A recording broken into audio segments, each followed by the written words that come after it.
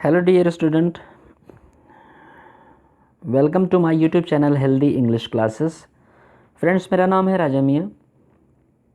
आज हम लोग UP board class 12th English subject के अंतर्गत पोइट्री सेक्शन में सेंट्रल आइडिया के बारे में अध्ययन करेंगे। आज जिस सेंट्रल आइडिया का अध्ययन करेंगे हम लोग, उसका नाम है एलिमेंट। 5th पोएम है ये क्लास 12th की, और इसको कंपोज किया गया है पी.बी. शैली के द्वारा। तो आइए इसका आरंभ करते हैं।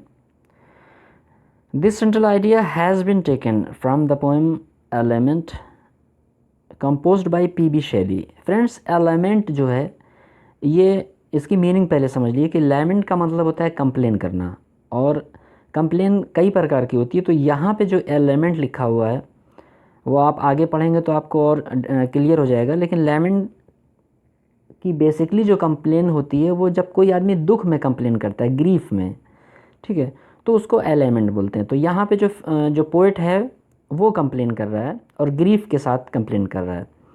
तो this central idea has been taken from the poem element composed by PB. Shelley. ये सेंट्रल आइडिया एलिमेंट नामक कविता से ली गई है और इसको पी.बी. शैली ने कंपोज किया है, या इसके रचयिता पी.बी. शैली हैं।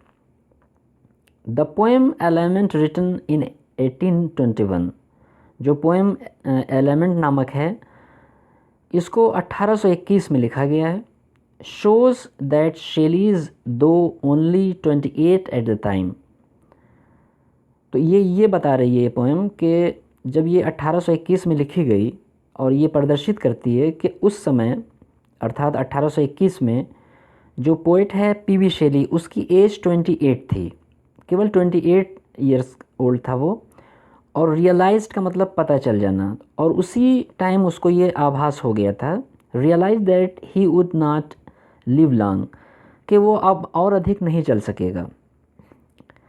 इसको आइए एक बार और देख लेते हैं। Written in 1821 shows that Shelley's though only 28 at the time realised that he would not live long. तो रिटन इन 1821 अर्थात ये पोएम जो है वो 1821 में लिखी गई और प्रदर्शित करती है, शोज़ का मतलब दिखाती है, that Shelley's though only 28 at the time, यद्यपि शैली की उम्र जो है वो 28 साल थी उस समय, realise that he would not live long, और उसको आभास हो गया था कि वो और अधिक नहीं चल पाएगा। His youth had deserted him. Deserted का मतलब होता है धोखा दे देना या साथ छोड़ देना, और यूथ का मतलब होता है युवावस्था। तो his youth had deserted him अर्थात उसकी युवावस्था ने उसे छोड़ दिया। And he was now incapable of enjoying the pleasures offered by life and nature। ठीक है, तो his youth had deserted him अर्थात उसकी जो युवावस्था थी उसने उसको छोड़ दिया। and he was now incapable। incapable का मतलब होता है अयोग्य हो जाना। of enjoying the pleasures offered। pleasures का मतलब होता है सुख, ठीक है, जो आनंद होता है। ऑफर्ड का मतलब प्रस्तुत करना या दिया गया, बाय लाइफ एंड नेचर अर्थात जीवन और प्रकृति के द्वारा जो सुख दिया जाता है, जो प्रदान किया जाता है, जो सुख और शांति और तमाम तरह की जो सुविधाएं होती हैं, जो आनंद होता है, उसको इस्तेमाल करने में, उसका प्रयोग करने में वो क्या हो गया, इनकैपेबल हो गया शैली। The music of the poem, यहाँ पे जो म्यूज़िक है उसका मतलब हुआ मेन रिदम जो होता है, जो पोएम की जो जान है, जो मेन सेंट्रल है पोएम का, उसको बोलेंगे यहाँ पे म्यूज़िक। तो the music of the poem, जो पोएम की मेन थीम है, रिप्रेजेंट्स, वो प्रस्तुत करती है शेलीज लिरिकल पावर्स, जो काव्य शक्ति है, जो कविताएं लिखने की शक्ति है, लिरिकल्स जो पावर है शैली का, उसको यहाँ पे प्रदर्शित करती है ये पोएम। तो आइए इसका एक बार और ट्रांसलेशन कर लेते हैं। This central idea has been taken from the poem element composed by PB. Shelley. ये सेंट्रल आइडिया एलिमेंट नामक कविता से ली गई है और इसको कंपोज किया है पी.बी. शैली ने। The poem element written in 1821। इस कविता को, जिसका नाम एलिमेंट है, इसको 1821 में लिखा गया। शोज़ दैट शैलीज दो ओनली 28 एट द टाइम। ये प्रदर्शित करती है कि यद्यपि केवल 28 वर्ष का उस समय था Shelley. Realise that he would not live long, और उसको आभास हुआ कि अब वो और अधिक नहीं चल पाएगा। His youth had deserted him. उसकी युवावस्था ने उसे छोड़ दिया। And he was now incapable, और अब वो अयोग्य हो गया।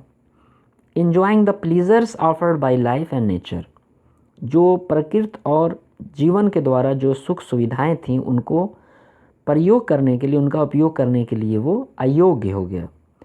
The music of the poem